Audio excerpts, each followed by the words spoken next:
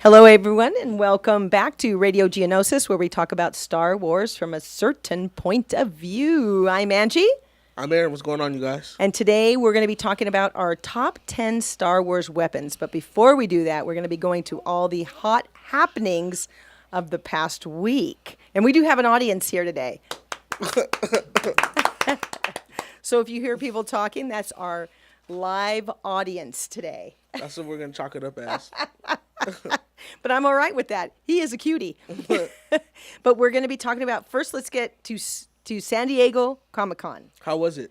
It was absolutely phenomenal. I didn't sleep very much. I went to the 501st Bash on Friday, and that was so much fun. I don't think I've danced like that in a long time. Really? Yes. Yes. So it was definitely a lot of fun. Okay, so we were at the 501st Bash, and there was a lot of partying, a lot of everything. They had a really cool silent auction. My friend John was trying to get a helmet, and unfortunately was not able to. He got outbid, but we all in all we had a really good time. He came home with a blaster. I actually, two of the things I really wanted was a book. So I got the Thrawn Alliance book. It was one of the special, like the special covers on it. So, and it was signed. And then I also got a Revan Black Series. So I was And that's what you want, yeah, yes, I wanted that. That's the one you missed out on the opportunity to get. Yes. But that was was it due to overthinking the first time? Yes. Yeah. Because it was $20, and I thought, okay, I'll go. I didn't have cash on me, and I didn't want to use my card. And I thought, okay, I'll come back tomorrow. Never do that. Yeah. If you see it, if you have to pay for it with a card, just do it. I did the same thing with the Keyblade, but it was a little bent. But I wanted it. It was $25. I should have just bought it, but I didn't get it. Yeah. But I was thinking too much. Yeah, obviously. you sometimes do that. And then while I was at the anime convention, my friend John got me the sword from Legolas. So I have that in my Lord of the Rings And you took a collection. picture. You took Yes, a picture of that too. isn't that Yeah, cool? that looked pretty. It was looked pretty beautiful. dope. Yeah, I'm that like, looked I dope. saw them. I wanted to cry. But he gave that to me in San Diego, Okay. and we happened to be in a hotel room with it was 8 of us in there, and I thought, okay, where am I going to put this sword? But you have a nice spot for it set out right on the desk. Because I'm a Lord of the Ring fan as well, so I have some dolls, posters, books. I have the ring, the one ring. The one ring. Yes. And I just have a few other things. I have a lot of the Hobbit stuff. I have a Arwen crown that I actually wore for, I think I was at Comic-Con for that one. Yeah. And just a lot of my Lord of the Ring stuff. You Yeah. know, I have another sword on there, books, that kind of thing. So Yeah, you're decked out. yeah. When my daughter moved out, I dubbed that room the Lord of the Ring room. Oh, did you? Oh, so Yes. there's like a name for it and There's a everything. name for it in my house. So, did you have a question about? Well, I seen that Comic-Con was epic this year. It was like a different energy around. Would you say so? That there was Oh, definitely. Yeah, and the comic book world lost. That's what I want to kind of say start off this episode with John Schnepp. For those who might not know him, he was gonna direct the movie in the mid-90s, the Superman movie with Nicolas Cage that was rumored. They even got in like post-production, but it was pulled from underneath him just because I believe the studio didn't believe that it was gonna work. They didn't trust his vision. But he's just an all-around comic book enthusiast. For the culture, for the comic book community, the movie world as well. So rest in peace, John Schnepp. That came out of nowhere. And at the Los Angeles Comic Con, my friend Alex, the one of my hosts for the Rotation podcast, had like an hour-long conversation with him last year. Oh, wow. So that was pretty crazy. So One could only imagine, what it would have been like if we would have been able to see that with Nicolas Cage. Yeah. It might have, a lot of people didn't like him in the other movie. Was it Ghost Rider? They didn't like him in Ghost Rider. I do. I like Nicolas Cage. I've watched his career all the way from Valley Girl. So, he's done some pretty good ones, and you never know. You just never know how people are going to shine or maybe flop and stuff like that. And we've seen some Batmans that were less lustrous, I Yeah, guess you yeah. could That's say. no. That's true. That's true. Val Kilmer. Sorry. Yeah, so turtleneck. But you never know, and so there was a lot of things unveiled there. There was a lot of, I guess there's going to be another Godzilla movie. Yes. And then there's going to be a Nightwing TV show about Robin. Yeah. And it the looks The Titans. so good. The Titans. So were there a lot of panels for those shows? Yes. A lot of first time sneak previews and everything Yes, like that. and that's what Comic-Con is all about. Is that Exactly. they show all these sneak previews.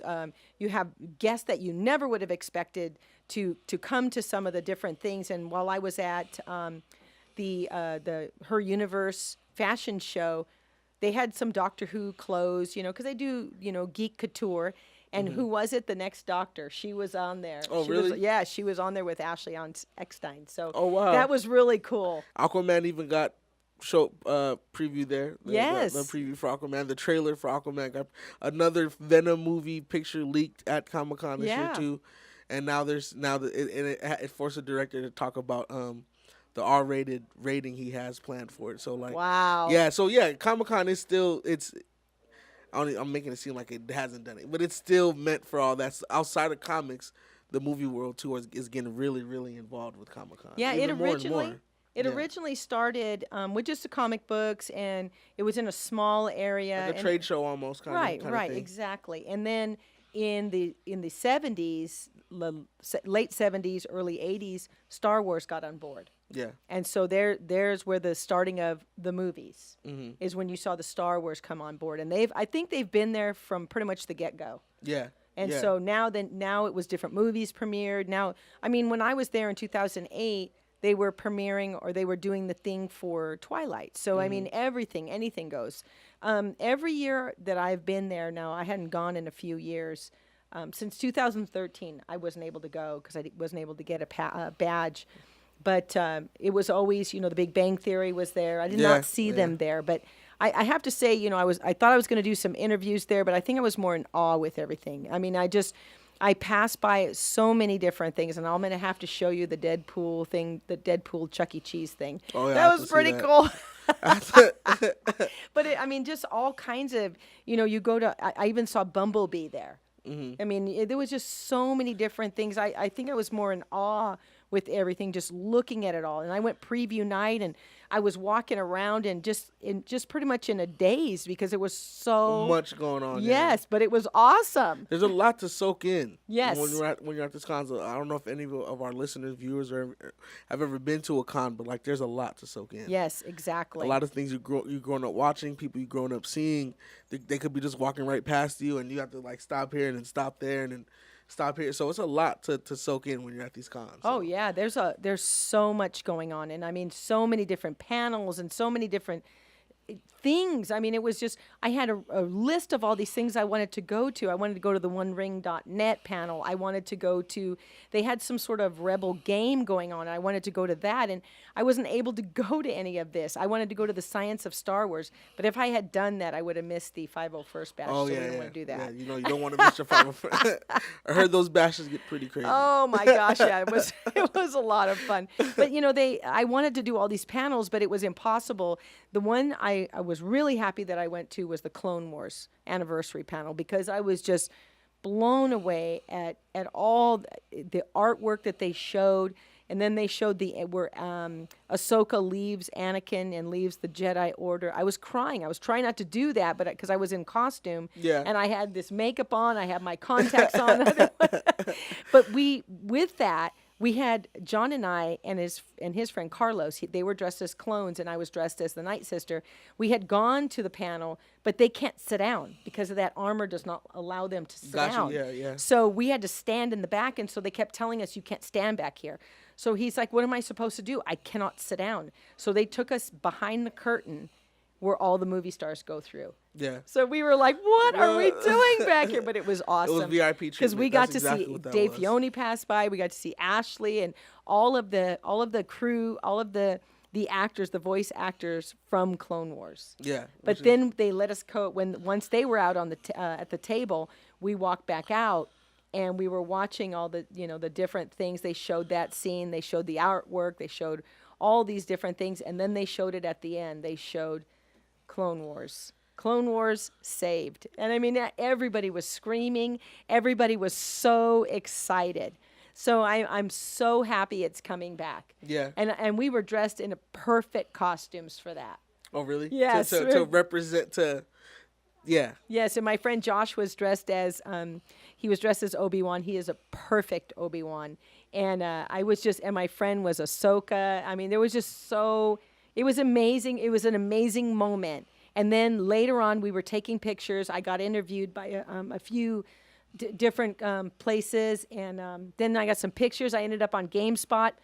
But while we were doing that, Dave Filoni came out, and he was Filoni. I'm sorry, Filoni. He came out, and he started talking to everybody. I was bummed I didn't get a picture with him, but I put in a request for more Night Sisters. Really? Yes. How did he feel? He's like, "Are you putting in your request right now?" I said, "I sure am." But I wish I had gotten a picture with him. I've already taken a picture with him. Oddly enough, at the it was at the Disney Studio, and it was for the premiere of the Rebels. It was season 2 finale when Ahsoka fights Anakin. In with the pyramid dropping with the yes, it was that. I was there to see that, and I talked to him about how I felt about Anakin and Ahsoka, and I honestly think that he loved very few people. He loved his mother, he loved Padme for sure, and he loved Ahsoka. Yeah, he loved her. I don't know if they would have ever had a love connection, but he had a very deep love for her. Yeah. It was on. I think their relationship was like right on the lines of like big brother, little sister. Yeah. It was very. You could tell that there was something there and a big connection between the two. But I think she, in watching it, I think she had a little bit of a crush on him. Yeah. And I think that also being who he is to other people. When people mention Anakin Skywalker, like there's times where like other women or even men were like, "Oh, the Anakin Skywalker, like he is the guy. He is the best pilot, you know what I mean?" So right. that's natural. That's the one. But the look in what I liked about that scene though was how it was kind of allude to what we were saying, like how he's the one, but when he's seen Ahsoka, he wanted to pass out. He was tripping out. He was yes. And so was Obi-Wan Kenobi. She turned around. She turned around. And was like a sense of like this. She's always been confident, but with her arms folded and the confidence looking. Oh, you're talking about the Clone Wars save, yeah. So I that was like the highlight. Seeing that was pretty crazy. I don't know how many times I watched that clip. Oh, you could watch it over and over. It's just amazing. I cried. I mean, I was crying, and I was trying not to cry. Like I said, I had my contacts in, my makeup on because I had to wear all white on my face because I was a Night Sister, and I was just in awe. We didn't get very far. It took us an hour to walk back to the hotel, and it was just across the way because people stopped us for pictures the entire way. The entire time. The entire way. So I think that's really thrilling when people are so excited to see you in these costumes and they want to take it's just amazing. It was one of the best times I've ever had, and John was like one of my best partners. We had such a good time. Yeah. Yes. So I'm telling Aaron that he needs to come next year. I will be there next year. Yes. There's no doubt in my mind. We're going to definitely work on that. I'll be at the LA Comic-Con too. Yeah, that's coming up. And I think we're going to have a booth, and we're going to, I believe we're going to be doing a show. But we're going to be at the Long Beach Con, which is coming up in September, and we're going to do the show right there at the booth. Oh, really? Yeah, we're going to do the show. Wow. Usually we do it on a stage, but this time we'll do it at booth. To me, it's a little bit easier to do it there. It's not as nerve-wracking because sometimes I get up on that stage and I'm a nervous wreck. But, there it's a little bit more of a comfortable, you're just practicing, you're just doing your thing. So that should be great. I'm actually debating on just doing some interviews outside the Long Beach Con, though. I'm thinking about doing it. I say you know what? If I have to, I'll get you a ticket so you can get in. That's what I'll do. I'm thinking about really doing some interviews. Yeah, the you could go and Long Beach Con. do it. It's hard for me when I'm working the booth because I cannot stop what I'm doing Well, or Angie, we're doing demos. You're popular in this world. You are you are the queen of this world. So No. of course, so absolutely, you're busy. I understand No, that. I felt like the room mom this past weekend, but that was okay.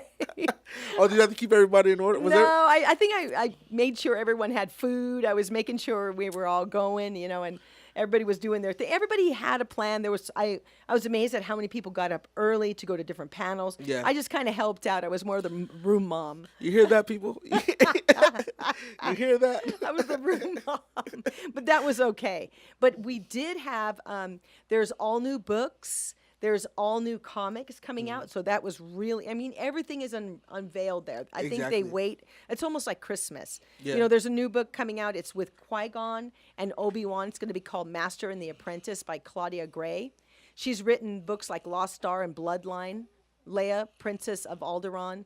So I think we're leaving, that book is going to be in some pretty good hands. Yeah. So I think that's going to be good. And then also the new Thrawn Alliance book was released at San Diego.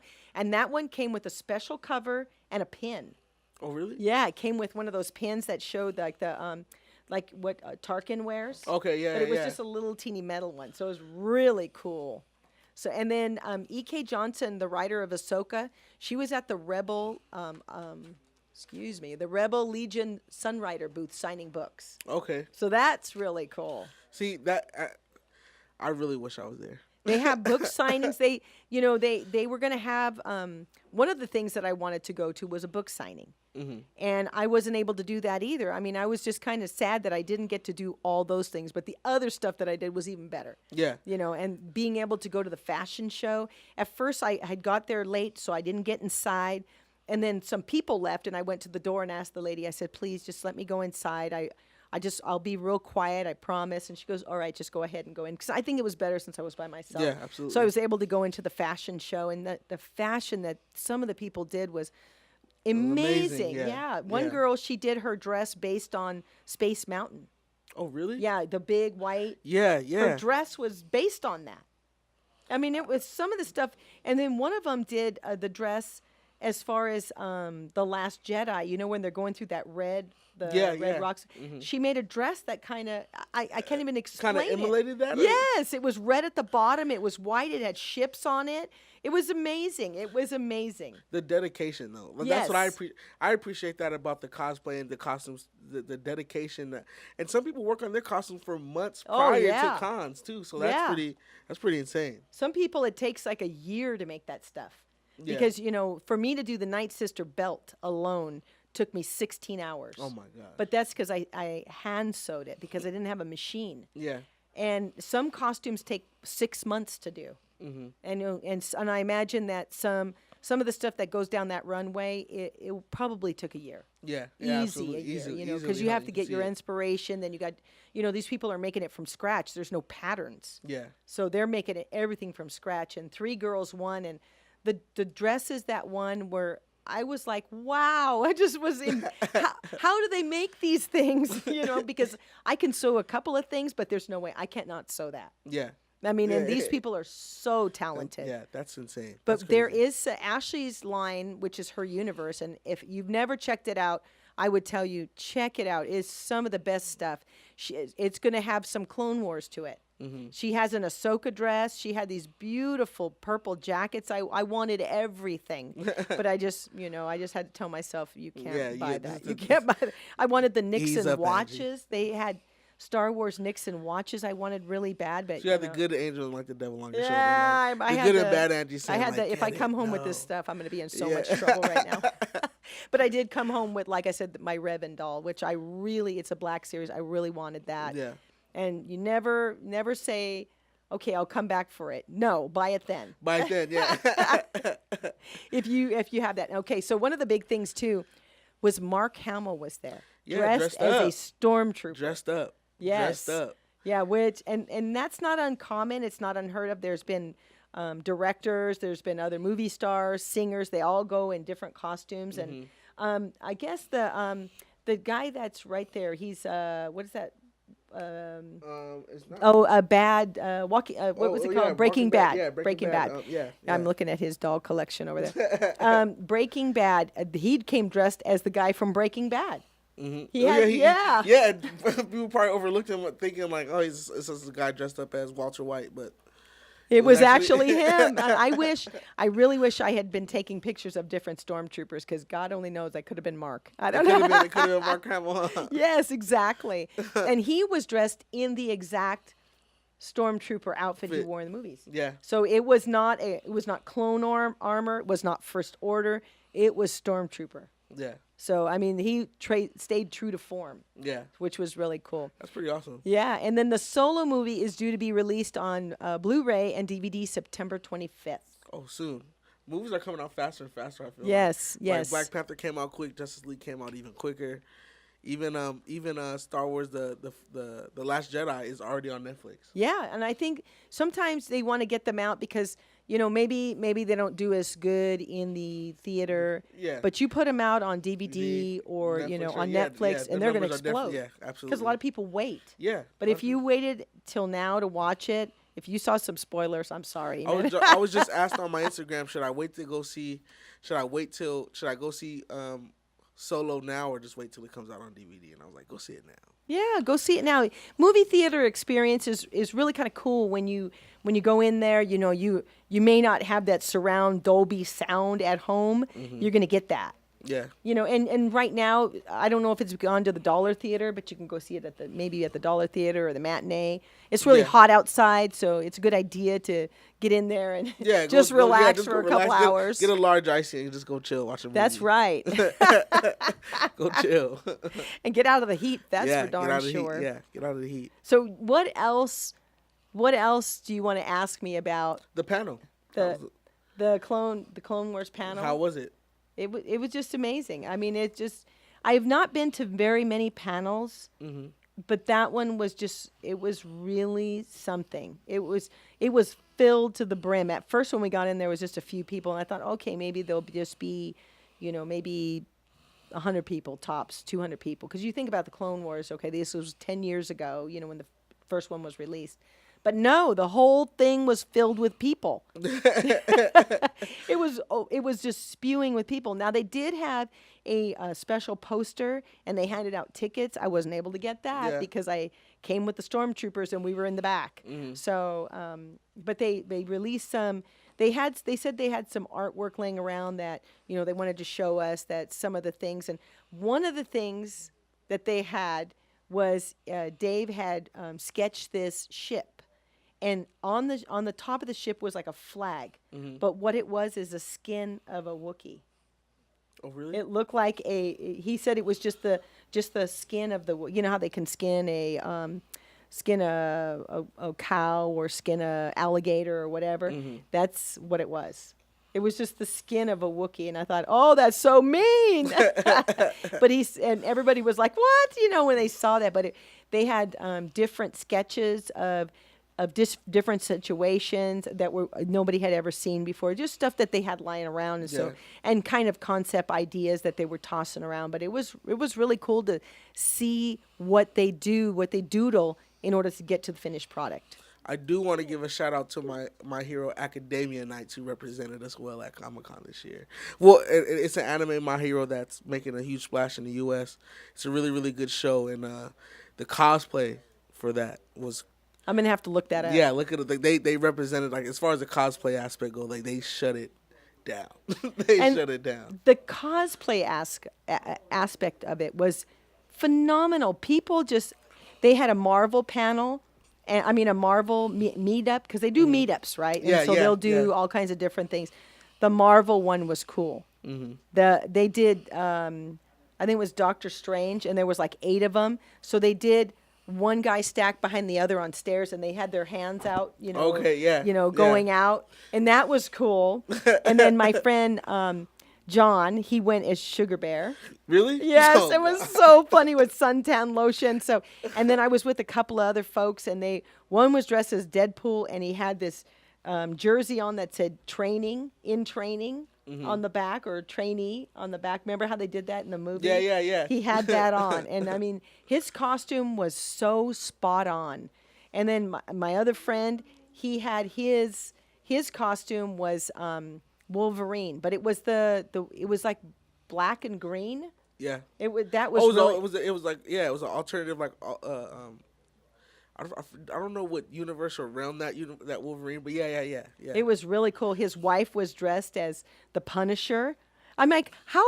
I want that. I want to be able to cosplay with my husband. I'm like, I'm looking at both of them and I'm thinking, God, I want this. He might cosplay with you though. I doubt it. You said that so fast.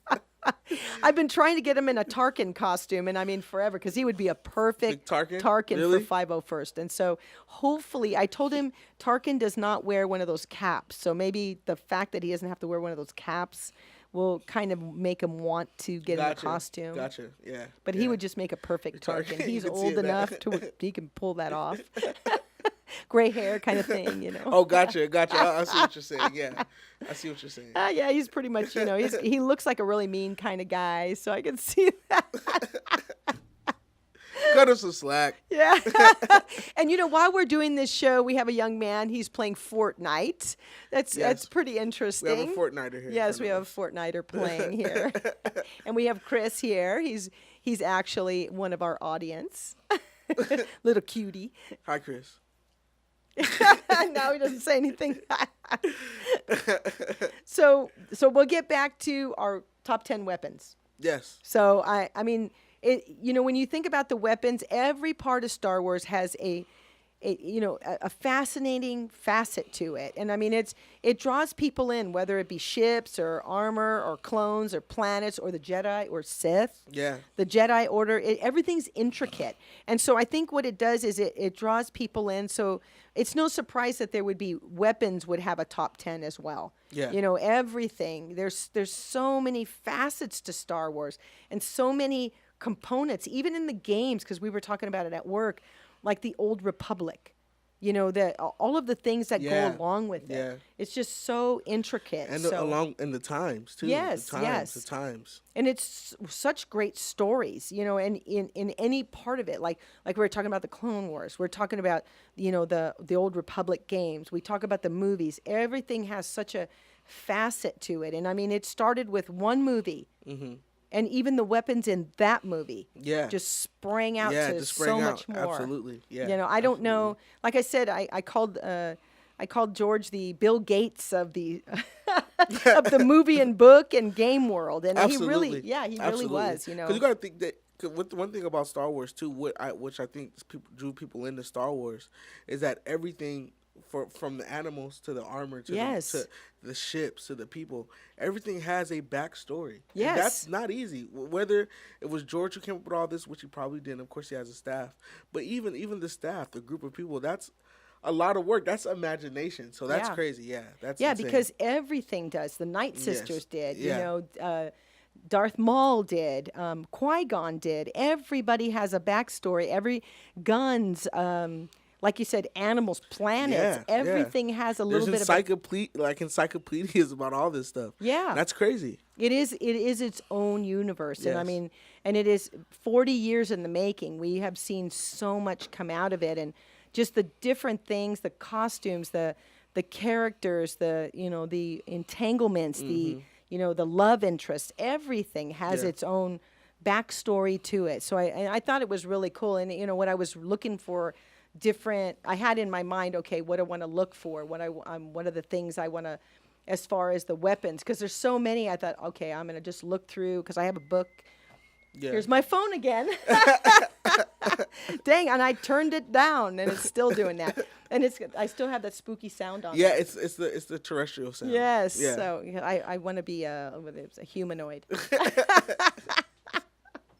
It's okay though. It goes with the podcast. Okay. So nearly every invention in Star Wars universe is wholly and uniquely its own. And I mean, we do it to the point where they've done it to the point where it's something that when you see it, you're like, okay, this can work in the real world. Absolutely. And so I think that's why it connects so well with people, because it is like something you look at some of the blasters like, oh, that's something we can use in this world.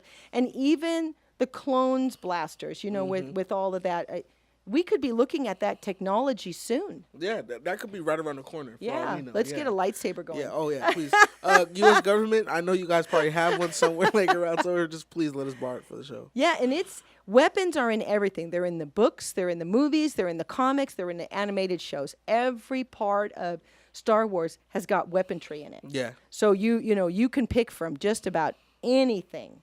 That's just about any part of Star Wars. And I know you. Yeah, Star Wars. Yep, I know you, Aaron. You're going to have a lot from Old Republic. Yes.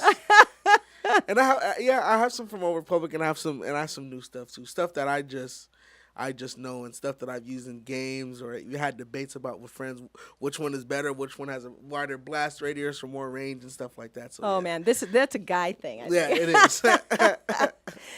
I'll go first with my top, and I'm going to go backwards. I'm going to go to 10, which is I'm looking at Chris. Yes, sir. Chris, may you please sit down?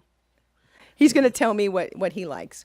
Okay, so number 10 for me was the Scavenger Jawa Ionized Blaster. Oh wow. Yeah. So I thought that was really cool, and this is constructed from a variety of components scavenged from crash ships. Oddly enough, that's the same thing about Rey. Yeah. It's the same thing, and I thought that was kind of cool. They are protocol droids are actually programmed to respond when seeing the ionized blaster. That's why That's why C-3PO says, "Don't shoot, don't shoot." And he says, and he says we're doomed because he knows that if they get shot with that, they're done. Yeah, they're done for. So they are programmed to understand that. But those blasters are cool because they pretty much any droid that was loose, they were going to get him. Yeah, they were going to get after him for sure. Yeah, that's without a doubt. That's why they had those. That's why they carry those blasters. But I thought that was really kind of cool that they made it out of ships. It was almost like a Rey kind of thing because when Rey was on her planet, the same thing. Yeah. Oh, it's my turn? Yes. Oh, we're going back and forth. We're going to go back and forth. We always do. Yeah. Mine, I'm going to start off my 10 with something like the thermal detonator. Oh, wow. Every assassin or every bounty hunter's go-to is a thermal detonator in the Star Wars universe. And as I just referenced, like blast radius and everything like that in the games, in the Star Wars Battlefront games, that's what you start off with. It's the thermal detonator. That's important. So, So the thermal detonator is number 10 for me. I'm wow. I'm going to go with that one first. Okay, for me, number 9 was the Geonosis Sonic Blaster. The Geonosis Sonic Blaster. Yeah. Named after the show, or the show was named after this? Well, I liked it because of the way it looks. It looks really kind of, and I'm going to show Aaron because I have it in my book. Yes, it really is. Yes, I always carry all of my stuff. If I'm gonna show you something. So this is the ionized blaster. So look at that. That's really cool. Yes. This is the one from. That's the Sonic Blaster. Yeah, the Sonic Blaster. It's a Geonosis and Sonic Blaster. And what it does is it is able to, I wrote everything down, so you have to give me a minute. Of course you did. I'm like, oh my gosh, I was really tired writing it too because it took me 2 days to recover from Comic-Con, just so you know. It is something that can, it can fight against the lightsaber. It has a sonic wave that generates by a series of high energy oscillators located near the rear of the blaster, and it's when they were fighting on Geonosis, and it collapsed. It has like a collapsic wave kind of thing, and it is able to fight against lightsabers.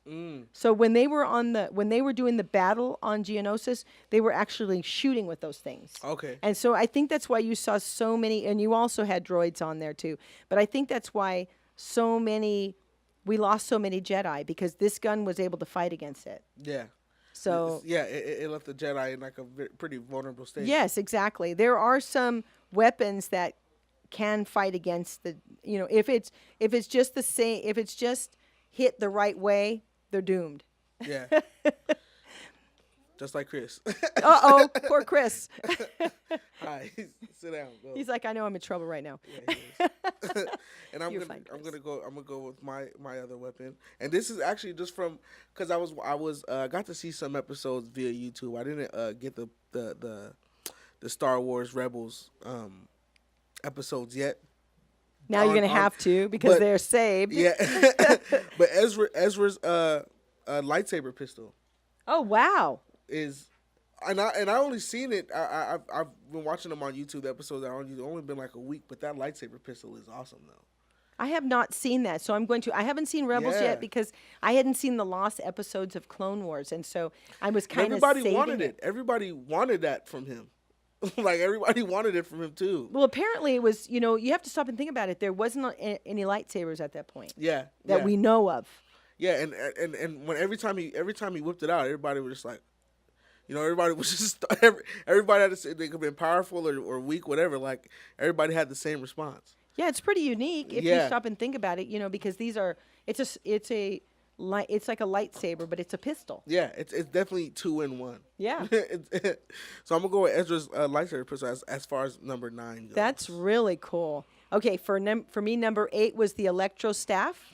They were designed for single combat against lightsaber wielders. Now, this is what you saw when they were fighting with General Grievous, his guys. That's what that was. Oh, that's what that was. Yeah, okay. those like kind of saber staff. I'm trying Yeah. to see if maybe I have a picture of it. But I thought that was really cool. I really liked that. I liked the way it looked. Those were kind of a unique kind of thing. I'm like looking. Oh, through the book. they could bear with us. Yeah, because we're going through all of these. We're doing this live. We're doing this live. That's a grenade right That's there. a grenade. Yes, that Yeah, is. so it was able to block the lightsaber strikes. At each end, the staff would top with electricity, and it was powerful enough to stop a being's heart for 5 seconds during contact. So that was like really a unique thing. So That is a fun fact. Yeah, there we go. Stop your heart. We're going down this list pretty fast. For my number 8 is Boba Fett, and this is because of the video game. Purely because of the video game, is Boba Fett's EE4 carbine rifle. Wow. And if I believe, I don't know if it was Battlefield 1 or 2, but you could unlock that. I believe it was a golden one, and hence the golden gun from the Golden Eye. Wow. Paying homage or respect to that. But it's Boba Fett's EE4 carbine rifle. Kind of looks like Han Solo's in a strange way. In a strange way, yeah. Wow. It has ridges. It has ridges around the barrel though, so it kind of looks different. But the way how Boba Fett shot it was like a revolver. How he held it was like a revolver from like a western, from like a western movie. That's amazing. Yeah, that's how Boba Fett, like, if you pay attention, that's how he shot, and that's how he shot. And maybe it's a look at that reference. image. Oh wow, that's really, and it looks like it could be a 007 kind of thing. It does. Maybe it's homage to that. And oddly enough, in The Force Awakens, what do we have? 007. Yeah. As a stormtrooper. So I think we're kind of trying to tie those two different universes together. And I really love the fact that Star Wars and the James Bond movies and universes are almost the same age. Yeah. Oh, they are. They've been around for about the same amount of time. Yeah. The James Bond is 50 years old, Mm-hmm. and Star Wars is 40 years old. So they're really close in age. 2 franchises we can't live without. That's right. Who doesn't like the suave, James Bond? Exactly. I mean, and I like some of the quips that he made. And I mean, nowadays some of that stuff isn't politically correct, but it was hysterical. Yeah. Politically correct is correct. Yeah, some of that stuff you can't get away with, slapping a woman in the butt kind of thing. Yeah, especially not nowadays. No. But back then it was just, I thought it was funny. It worked for his character. Yeah, absolutely. Yes. Yeah, for who he is. Yeah, that's right. Yeah. Okay, so this one was the, and I like this one because when I saw it, I was like, what the heck? And it's the Z6 Riot Control Baton. Oh. You know what it is? You know what Is that what we spoke about? No, that's not what we spoke about the last episode. That's not what that stormtrooper had against Finn. Yes, it is. It is. It's the one that kind of spins around. Oh, yeah. Used by the First Order stormtroopers, comprised of a central shaft, terminal, and it had 2 contact conductors, and then it was capable of resisting plasma blade of the lightsaber. So if they were coming at you with that, you could use that, and it would, you had a special glove that went with it, and you spun it around. You were able to, fight off the lightsaber with it, and basically you were using a lightsaber. Yeah. Basically it was almost the same thing, but it had to be used with a it's saying magnetic kind of glove. It was paired with it. Oh, so gotcha. the stormtrooper had to have that glove on in order to hold the saber, because you had to have the handle like a baton, Yeah. but you were able to spin it Maybe around that glove, and, yeah, and maybe fight that with glove, it. yeah, maybe that glove helped them from getting like maybe knocked out their hand or something. Yeah, like yeah, that. because it looked like it was like magnetically put together. It was Gotcha. paired with it. So Yeah. and I love the fact it was spinning around. It was just unique. It was really unique and something different as far as any of the weaponry that we've seen. Because when you saw it, it was somewhat like a lightsaber, and just like Ezra's gun, it had those kind of a uniqueness to it. Plus, it had its components able to fight off the lightsaber. Yeah, yeah. And for Just like the Geonosis, blaster kind of thing. oh, the Geonosis blaster was in like kind of the same way. Yeah, it was able to fight off the lightsaber. The lightsaber. Yeah, That's yeah. crazy how over time they had to even develop. Like, all right, how are we going to take down a Jedi? Really? Right, and they had 1,000 years to think about it. Yeah, they. For my next weapon, and again, folks, a lot of mine came from I the knew movies. it would. It came from the movies, of course, but And also the games. and the video games, and mine was the PXL. There was two. There was the PXL-1 and the 4, the portable rocket launchers that the stormtroopers used. Wow. They're the portable rocket launchers that they had. They were able to just have on their back, carry just like a regular gun, carry like a regular Was automatic it rifle. kind of like a bazooka? Yeah, it was just like a bazooka, and they would just pull it off their back and just kneel down with it, and it was portable, and so it was light enough for them to carry instead of just having to have like maybe a 2-man group, one holding it in the front, one holding it in the back. Right. This one was, they were able to carry it on their back. They were able to run, jump with it, and then just get into position, just let it go. The PXL-1 and the PXL-4 portable rocket launcher. Wow, and the stormtroopers used it. Stormtroopers used Yeah, it. and yes. with all that heavy armor on, I would imagine that they would have and needed... the clones also used it as Yeah. well. Yeah. Yeah, I would imagine they would have needed something light enough, because they're already wearing enough armor to sink a ship. Yeah. Yeah, but that was a big time. That was a big time weapon, because to have all that power portably, I think I just made up a word right now, but to have all that power just on your back, just like a regular rifle, that came in handy for stormtroopers and clones too. Right, So. and doing what they had to do on the different missions. Exactly, yeah, and those missions, they were in the trenches with those missions, so they needed something. That's amazing. Now, the next one for me is number 6. It's Kylo Ren's lightsaber, The cross guard. the cross guard. Yes. And it was based on an ancient design. Did you know that? I didn't know that. I did not know that either. Dating back to the Great Scourge of the Manaclor.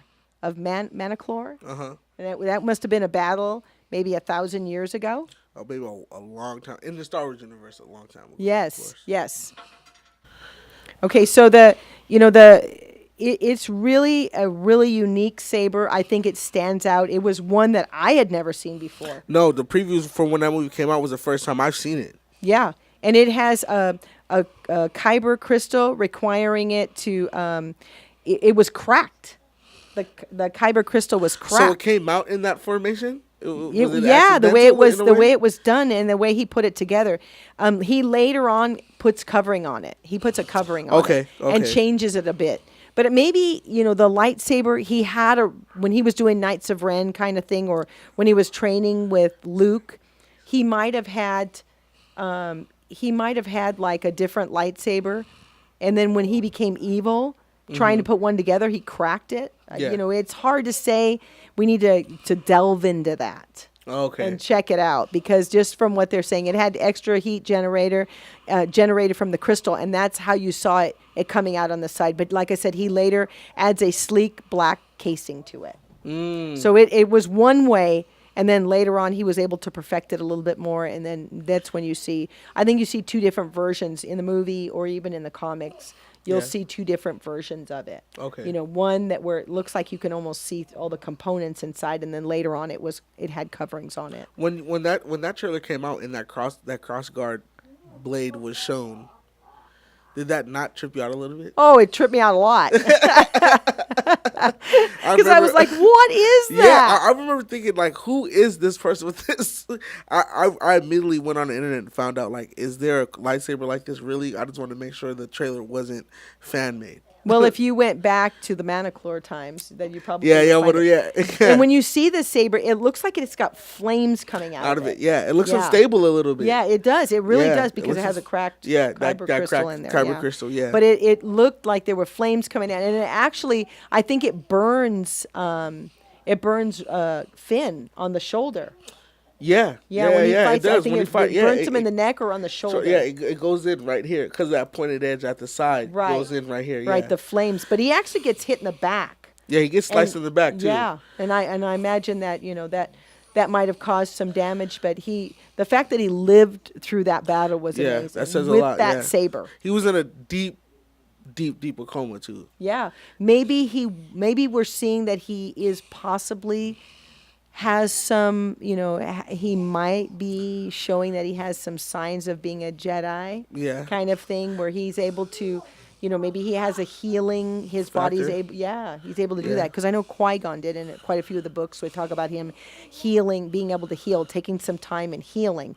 So possibly that's what happened to him. But on that note, if you stop and think about it, Anakin was a Jedi, right? And he did have the midichlorians. He had all of this. He had it inside of him. How come he wasn't able to heal? Yeah, that's true. Unless he didn't want to. Maybe. Or the midichlorians got burned out of him? Or maybe they were used. I mean, it could go on and on as far as like the assumptions on why he didn't do that. Why he didn't heal. Anybody else probably would have just healed themselves. Yeah, and I mean, Qui-Gon in quite a few of the books, he does. He heals himself. But you see Yeah. Anakin in the, he's in the back to tank in Rogue Mm-hmm. One, healing him, getting the healing and stuff. Maybe he does heal a bit on his own, but maybe that's why he had to be in that tank because his body just didn't have Enough medical- that they probably got burned out, scared out of him, kind of thing. He was laying there on fire, so Yeah, he was. Yeah, who knows what could have that whole time he was cooking? That's exactly. true. That's true. Oh yeah, and my next weapon is an infamous weapon that was used to take down the Death Star. It's the proton torpedoes, and I didn't know that they were Wow. I didn't know that they were just used by the Royal Naboo security forces. Really? Those were the only people who used them. Anakin fired while inside the Trade Federation command ship. I didn't know that they were following the destruction of the second Death Star. A miniaturized version was created called the MG7A proton torpedo. So that's maybe another weapon mod that they use that stormtroopers and clones got to use too. Wow. So what they do is they have these huge weapons, and then they find a way to like Shrink them down? shrink them down to where they're just carried as maybe just a regular handgun. Put in your wallet kind of thing. Yeah, to have because we watch if you watch the Clone Wars, those missions and those ground battles were just as intense as the air battles. Too. Right. So they had to have like this firepower to wipe out whoever they had to do to wipe out. Yeah, they had a lot of. You see in Clone Wars where you don't see it with the regular stormtroopers, and even in the First Order, the technology that they knew about because they were trained. They had 10 years to train. Yeah. But the weaponry that they had was amazing. The ships that they had, all the stuff that Yeah. they used to fight. But once the clones grew up and passed away, where did all that stuff go? And I mean that's a $1 million question. Yeah. Like where Maybe did they go? we'll find out. Dave? Yeah. Dave. We need to find Dave, out what we have questions. Yeah, where does all the weaponry go? Because Yeah. there was a lot of, guns. There was a lot of things that the clones were able to use in order to fight when they were the army for the Republic. Yeah. But so once they all passed away, What do they do? Melt that stuff down? Yeah. Did they not? Did they feel that they didn't need it anymore? Maybe they melted it down to make more droids. Who knows? Yeah. Well, they didn't need droids either. Oh, that's true. They did. Yeah, they didn't need the droid army. But so what in the world did they use it to build the Death Star? Black market trading. Yeah. Buying, selling. Yeah, because how did they had to use, maybe they melted a lot of that stuff down in order to build the Death Star. That's true. Because it required quite a bit of coverings on Yeah, that thing. yeah. It was pretty big. And then the second one, they weren't even finished with it. That's what I love about Star Wars. I mean, there's so many things you could make up. Yeah, we could be here forever. Okay, so my next one, you're going to like this one, number 5, was the wrist rocket. The wrist rocket. Yes. And it was the MM-9 rocket system. And it was used by Boba Fett and Jango Fett. Oh, really? Yes. And it was a formidable weapon which utilized computer targeting tracking. And some rocket types that it used was the 12A anti-personal rocket, and then the type 12B, and it was a Sting rocket.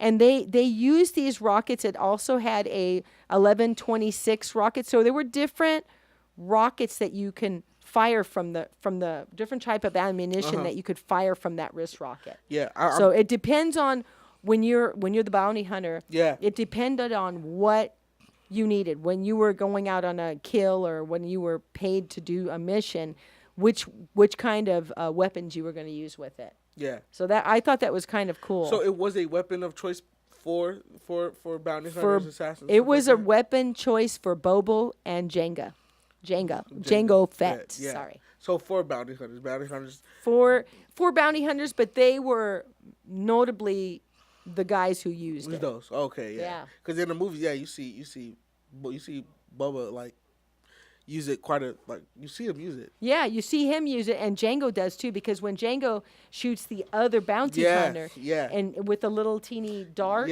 he's using the wrist rocket. The wrist rocket. So the different ammunition could have ranged from just a tranquilizer of some sort to even an actual explosive. Yes, it could have had anything. You could use that rocket, the wrist rocket, to launch any kind of ammunition.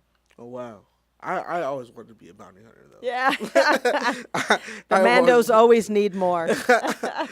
My next weapon of choice, it's Galen Merrick's twin blades. Oh, I was waiting for that. Oh, yes, he's here. He's here represented well. And Ahsoka Tano has those as well. Oh, yeah. That's kind of what why they wanted Galen Merrick to have twin blades, because of Ahsoka Tano. That's interesting, because you have to wonder if there was some sort of family lineage there. Interesting. That could be, because the thing with Galen Merrick and Ahsoka Tano, they're really agile fighters. They're really like they do a lot, almost like how Yoda is. He does a lot of flipping and twirling, and it's fighting, but it almost seems like a poetry as well to it. Like, and that's how Ahsoka Tano and Galen Merrick fight. It's a lot of agility and flipping and parkour involved. They like to hop from this to that. So they have those twin blades to help protect it when they're blindside, maybe when they are flipping, or when you know what I mean, like that. That's interesting. Those wide open spots. So I'm gonna go with Galen Merrick's twin blades. It's amazing that they both had the same kind of fighting style. Yes. I mean, and the same kind of, like I said, sometimes you look at things and you're thinking, how are these two related, or if they're related, or something. Even though Galen Merrick, we don't know if the Old Republic now, because the games are in, they're out, that you don't know which is in and out. Yeah. But it's interesting. Maybe Dave got the idea from that game for Ahsoka Tano. Yeah, that's a possibility. That's because Galen Merrick did leave an impression on people. I mean, when I scroll on Instagram all the time, I see fans of Star Wars, not even just a fan of the Force Unleashed game, but they want him to be a part of the universe somehow. Like they on the blogs and on the forums and everything, they comment constantly, like, put this guy in a movie or make a movie about him, something. I think they pay attention to that because Absolutely. they released the Black Series Revan, Yeah. and when you do that, that means you're actually acknowledging that character Yeah. is. And before we get to the last four, couple of things pretty interesting that I didn't even think of, and we talked about it this past weekend because we talked about just about everything. Was one that glasses are now considered part of the Star Wars universe Oh wow. because of a couple of characters wearing glasses. Really? Yes. And here is the coolest one that I never put together is E.T., right? When you see them, you see the little E.T. guys when they're saying, vote now, Yeah, vote yeah. now. Now that they're in the Star Wars universe, the Earth is also in the Star Wars universe. Oh, because wow. E.T. went to the Earth. Earth. Oh, so now the Earth is known The now. Earth is Oh, part wow. of Star Wars universe. So we are part of the Star Star Wars Wars. universe. Give us us Earthlings. Someone, us humanoids are. Yeah. Someone told me that. I was like, I never put that together. Anything that's in the Star Wars books, movies, games that they consider canon makes whatever it is canon. Canon. So the world is canon. That is, I didn't even, I didn't think that would make it can. I didn't think that because ET came in contact with Earth makes Earth Canon. But hey, yeah, whatever, it makes Earth canon whatever in the tickles your Star fancy. Wars world. Yes, Yeah. because they were at the Senate saying Uh-huh. vote now. So I don't know if ET was on Earth when they were in the Senate, Uh-huh. or if he had come back, Yeah. or hadn't gone on his mission yet. Yeah. And But if that's- it goes backwards, then no. then no, yeah, then Yeah, no, then yeah, no. yeah, Then then no, he yeah. hasn't left yet. Yeah, yeah, he's still there. But it's still canon. Yeah, and same thing with glasses. That's crazy. So if you're a Jedi with glasses, you don't have to take your glasses off anymore. You can fight with your your Yeah. glasses on. That is canon. That's great how glasses weren't. Yes, that is. I thought that's really cool. So I'll go next. Number Okay. 4 is the DL-44 heavy blaster pistol. Was considered one of the most powerful blasters in the universe. Really? So yeah, in the galaxy, delivered massive damage at close range. However, it overheated quickly, so there was a downfall to that. There existed carbonite variations of the blaster, including one extending barrel with an existing flash suppressor and an attachable stock. So almost like a silencer on the gun. Okay. So that I thought that was kind of cool, and I Yeah. believe that is the pistol of Han Solo. Yes, that is. That is the one, and it was so crazy how it was a rifle and he broke it down to a pistol. Yes. That's Yeah, because crazy. I think because you can take it down, because from what it had an extending barrel. Yes. So possibly you could take that barrel off. So it was like a silencer. That's pretty. The Han Solo movie has some really good weapons in that too. Yeah. that movie was slept on as far as weapons go. I think there was Yeah. a lot of those black market smuggler weapons in Yes. in that movie. Those Scoundrel. dirty guns, those dirty weapons. Yeah, that Yes, you and couldn't- stuff that they were, like you said, black market. They weren't readily available. Yeah, to just everybody. Yeah. Yes. This one is probably on yours. I'm pretty sure it's probably actually number 2, but I'm sorry, Angie. It's the bowcaster. It was number 3. It was number 3. Well, we could do 4 and 3 right now, and then I'll say the bowcaster, and then you get No, the you details. go ahead. No, You go have ahead. the details on it though. Well, I mean, it was an ancient weapon used used on Kashyyyk. Yeah. And it was a really cool technology. It was invented. It had a small magnetic accelerator and twin pulsators on either side of the crossbow, and so it was really a really cool weapon Yeah. to be used as a gun, or even with arrows. Yeah. I mean, it was funny when Han Solo was like, I guess it was his first time shooting it in episode 7. Oh, there it is right here in the Yeah, the encyclopedia. bowcaster, yeah. And he was like, I got to get me one of these. He told Chewbacca like, I need to get one of these. Yeah, he's probably saying no. This one's mine. But it was that good of a weapon that even Han Solo, when he shot it, he was like, yo, like, I need to get one of these weapons. Why haven't I had this the whole time? I can Yeah, definitely use this. because he was using that pistol. Yeah, he was using that pistol. The strongest pistol, though, like in the galaxy. Is that what it said? Yeah, the most powerful. most powerful But it pistol. overheated. It so, overheated, yeah. So I can see that. I have a saber that when I use it sometimes, when I'm using it to fight, it gets hot. You know, whereas I have like 4 of them, and 2 of them are the ones I use the most when I'm battling. Oh my goodness. Put some clothes on, Chris. Put his clothes Chris has undressed Palpatine. back. We do not want to see that. And he has a 6-pack. I'm like, how's that possible? Yeah, I don't know how that's possible.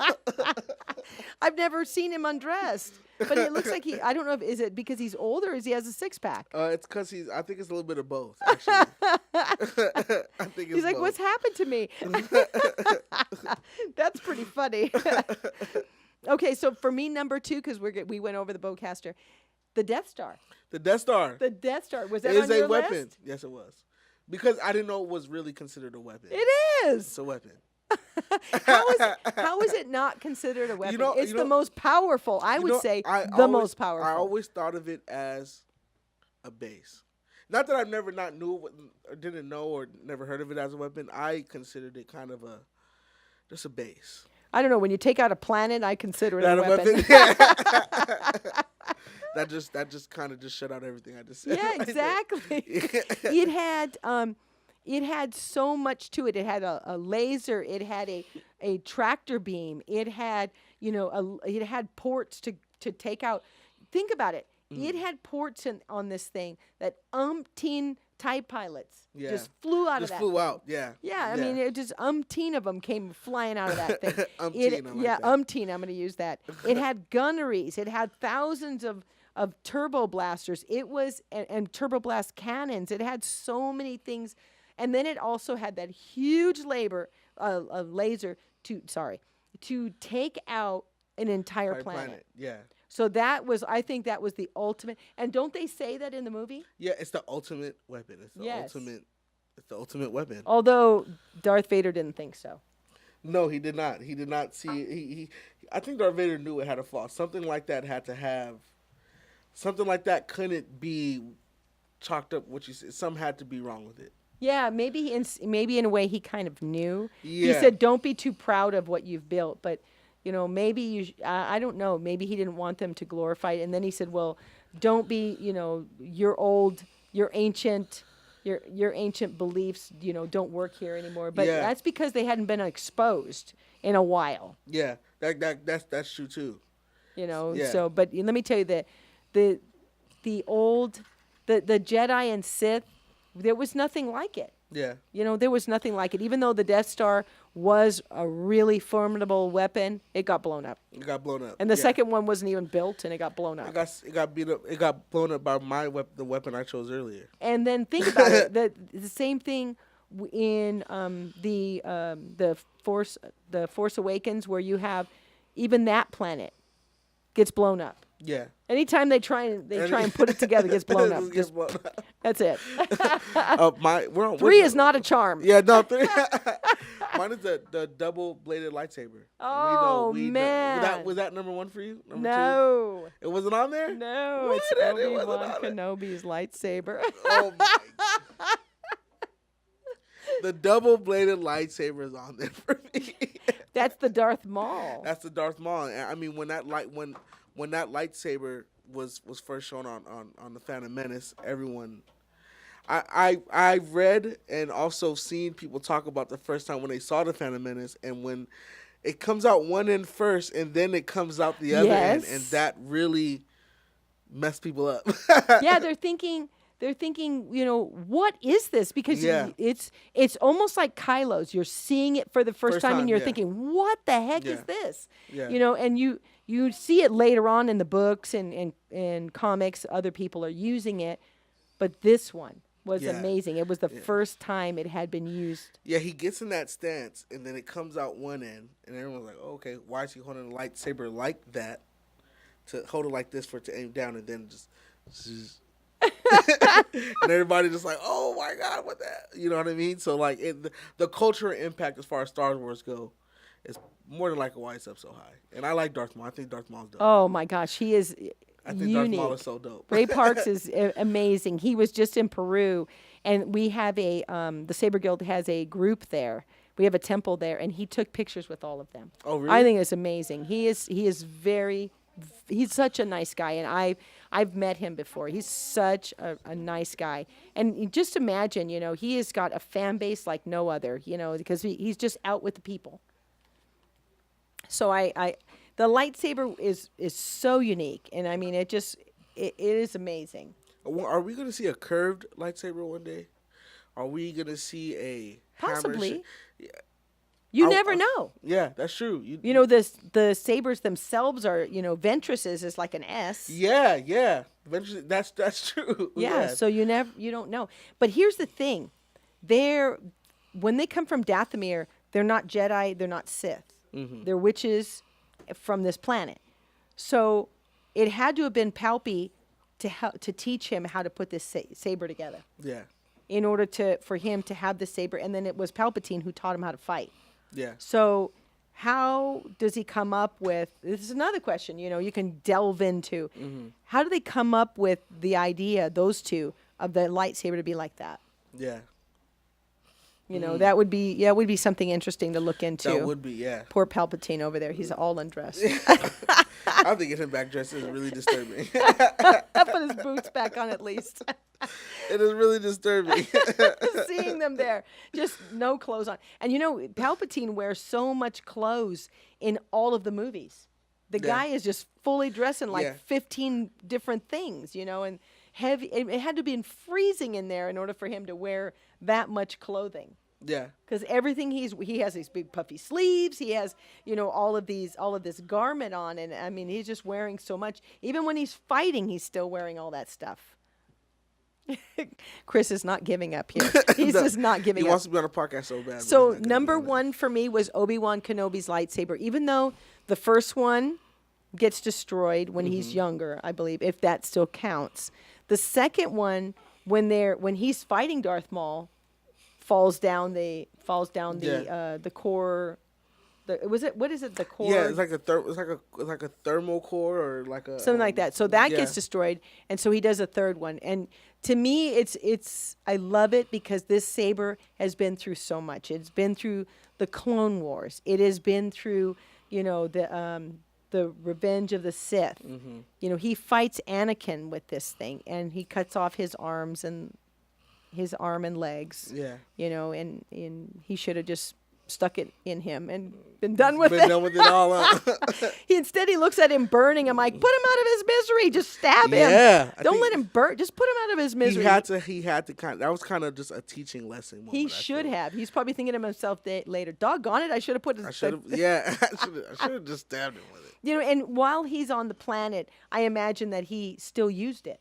Yeah. He might have practiced with it, still used it, because when he fights Darth Vader again, Anakin, I should say, in A New Hope, he still knows how to fight. So it's obvious he must have been practicing with it on Tatooine. On Tatooine, yeah. Yeah, and he kills, he actually cuts off an arm at the bar. So he's constantly doing this shenanigans. Yeah. He's being Obi-Wan Kenobi. Right. And he actually, he keeps his saber, but he gives Luke his dad's saber, right? Yeah, he does. He does give it to him. So he does. He loses his saber in the battle when he's fighting Darth Vader. It falls on the floor. So Vader must have picked it up. Yeah. Because it doesn't really say after that, because he wills his body away. And so all that's left. I mean, his clothes and everything go with him except for his cape. I don't know. His cloak. I don't know why he left the cloak behind. Yeah. He should have just taken the cloak. Yeah, I'm not sure why he left the cloak behind either. Yeah, because he takes everything else goes with him. Yeah. But the cloak and the lightsaber don't. Yeah, stay behind, yeah. Maybe he did that as a point, here, I was able to will my body away. You better watch out. Yeah. I could come back and collect my stuff, and this time I'll put my saber in you. Yeah. Your final warning. Yeah, because Darth Vader does not kill him. Yeah. He wills his body away to the Force. That's true. Okay, now his boots are off. Chris, please dress him back. So there is our top 10. Woo! So next week we're going to be talking about all things Clone Wars, since Clone Wars is coming back. And I mean, like I said, very, very exciting. Oh, before I forget, I wanted to do a notable mention of a weapon. Okay. The Gungan weapons. The Gungan weapons. The Gungan weapons, the bobas. Yeah, the bobas. It's just water. That's all it is. But they do damage. Yeah, because if you throw that on electronics, it's over. Yeah. Yes. So yeah, against the droids, that exactly came in clutch. Yeah, it's like putting your phone in the toilet. Yeah. With no rice to dry it off. There's no rice to dry it. The Gogan. Oh my God. Yeah, the bobas, and the bobas. Yeah. Yeah, and he's throwing the boba. Yeah. The booba or the boba? I'm gonna say the boba. I think it was the boba. I think it's the boba. Throw in the boba. And is Starkiller considered a weapon? That's what someone just asked me right now. Star Killer. Is he considered not the Star Killer base, but the Star actual? Killer himself. Yeah, is he considered since there were clones of him? He very well And what could Darth be. Vader used him for? Very well could be. Anybody who's a killing machine, yeah, Could be you're considered a weapon. weapon. Wasn't James Bond a weapon? That was a good question. Yeah, man. thank you. Yeah, that was a good question. That was Yeah. a really good question. Yeah. So who's listening in right now to ask that Well, question? 'cause I was actually asking my friend Ah. Al if would he consider Galen Merrick Star Killer a weapon. He said absolutely. Yeah, anybody who's a killing machine, yes. Yeah. And he was, like you said, he was a clone. There were clones of him, so quite possibly. How many clones do you think there were? There in the video game, it looked like there might have been at least like 30, 40. It's like the Matrix. Yeah. When he saw those clones, it was like a corridor, like a hallway, and the lights came on at every single pod. So when it was like, it just as it went down, lights came on, and he just saw clones of himself, and he was just like, and Darth Vader came up right behind him, like, you weren't meant to see that. And he kills that one. Yeah. Pull another one out of the closet. Turn that one on. Yeah, let's put warm this- him up. Let's pull this one out of the cartridge. Put him in the toaster. Warm him up. Like a toaster strudel. Strudel, yeah. But oddly enough, here we go again with when you say that. Do you remember in the Last Jedi, Rey she snaps her finger and there's all those rays? Yeah. Rey could be. A clone of something. She could be a clone of something. She Yeah. could be. She really could be. She Yeah, because really I could think be. that's interesting that you say that because he's a clone of. There was a clone of him of Galen Merrick, but yet when I don't know if it was some sort of when she was inside that cave and she saw all those rays.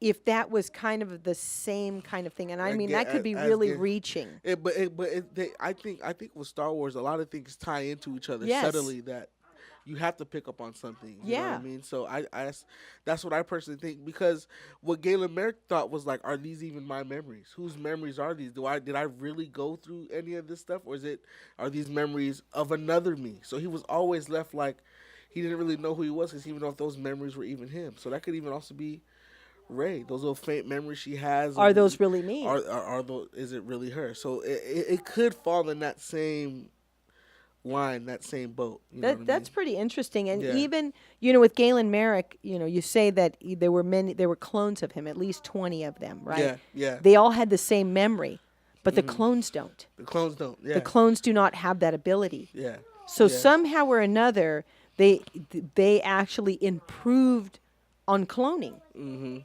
Yeah. Since clones were gone at that point, right? Yeah. At The that point. clones were gone at that point. And so Galen Merrick, they have figured out another way to clone at that point. They figure out another way to clone, but these clones have the memories of the original host. Gotcha. Yeah. And that was the struggle for him. Those nightmares he was having, those dreams, those memories, those flashes. He was like, "Is that even me? Like, what is going on? Was that the one before me? Is this what the clone before me was feeling? And now I get left with those just because I'm connected to him through DNA or whatever. the case may be. Right. That's interesting. Or the cloning process. So yeah, it must be tough. Yeah, because and if you passed away, you could be clone number 20. Exactly. And you'll have all the memories from the original one all the way up to 19. Yeah, exactly. Yeah. So I mean, that's something to consider. And the thing why it's safe to consider stuff like that with Rey, because we don't even know where she comes from, anyways. So it's not like even this speculation is far off. No one could tell us like that's not true, because they wouldn't know either. No, we they don't know. wouldn't We don't know anything about Rey. We thought we were No, going to get a chance to no. know, but we didn't know anything. For all I know, for all we know, Rey could have been a clone. Yes, she could have been. Rey could have been a clone. And maybe they indicated to it because they really didn't explain that. True. It could have just been a mirror. Mm-hmm. But I found it interesting that there were many of them, but then you bring that Galen Merrick Okay, in. yeah, So yeah. you have to wonder. And, like I said, they improved upon the clones as far as from the clones all the way up to Galen Merrick. And Yeah. we don't know if they did that on Geonosis. Yeah. I mean, yeah. I'm sorry, on Kenomi. Yeah. I never say it right. I never Camino. say the Camino. I never say the planet right. But we don't know if they improved upon cloning at that point. Yeah, we And don't if know. they, because the planet is probably still there. They didn't blow it out of the water like everything else. No, that planet, it still has to be. It still has to be there. I don't see it like Yeah, I don't see that it would be disappearing either because there's need for it. Yeah, and someone could have been doing some some really dark scientist kind of stuff or doing their own kind of experiments there too. Right. If it did get maybe shut down as far as like to the masses or maybe to different people, like some undercover experiments or some different kind of experiments could have been going on. Like let's take the cloning process further than what we had Right. previously. So Right. we don't even know. It's up in the air at this point. Yeah, there's a lot of open interpretation. So I think that's kind of cool. And I think he's having such a good time. I know. If you hear a little boy, this is Chris. So he's playing with all the our Star Wars toys, live guys. audience. Yeah, he's the one who has undressed Palpatine. Hi, Chris. That's the best part of today. Palpy's sitting there and like, oh my God, he's got his shirt off and everything. He doesn't even have shoes on. Yeah, and no, you he never doesn't. see him like that. We gotta get his clothes back on. Yeah, we gotta really dress pale. him better. The man has not been out anywhere. He's pretty fried too. Needs to go to the beach. Yes, he ASAP. needs to go to the beach. But his body got pretty bad when he was fighting Mace Windu. He got pretty beat up. Yeah, he did. Yeah, he did. Yeah. Mace Windu waited too long. He shouldn't have. did. He shouldn't have looked at Anakin. He should just hit him. I like how Mace Windu was like really in the Clone Wars cartoons, even the animated series that came a little bit before the Clone Wars. He was really suspicious all the time. Anytime someone walked away from him, he was always like, He never trusted anyone. Well, I don't think he did even. Anyways, Samuel Jackson just doesn't trust people. Yeah, he shouldn't. But he should not have waited. He should have just took him out. No, he shouldn't have took that's him the out. two mistakes that Obi-Wan did and Mace Windu did. They both just kind of looked. Yeah. Don't look, man. You just do hit. it. Yeah, you just got to do it. Come Ask on. questions later. Yeah. Two of the strongest guys too. Two of the strongest, one of the most smartest Jedis too. Yeah, Not very smart because they even got fooled, man. Yeah, Oh my they got gosh. played. That's yeah, for they sure. did. Yeah, that's for sure. Well, that's going to do it for us this week. Please look us up on YouTube, on Facebook, on Castbox, on Twitter, on Instagram, on Facebook. Yeah, we said Facebook. Facebook. We're pretty much anywhere. Yeah, we're yes. iTunes. We're all over the place. Yeah, Yes, we're crawling all over.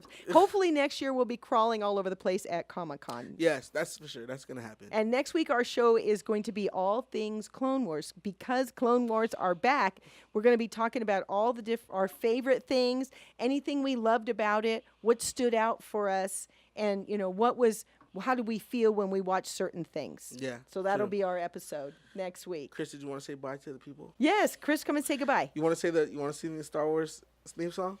Yeah. Do okay, it. come do it. Come here. So do it to the microphone. Say dun, dun, dun, dun, dun. Did he forget? He forgot. He knows it. He sings it around the house. It's random. Oh my goodness. Okay. Well, Chris is playing with Palpatine's boots. But he's been a wonderful guest. He's been our wonderful audience today. So from all of us here at Radio Geonosis, we'll see you next time. Bye, guys. Bye.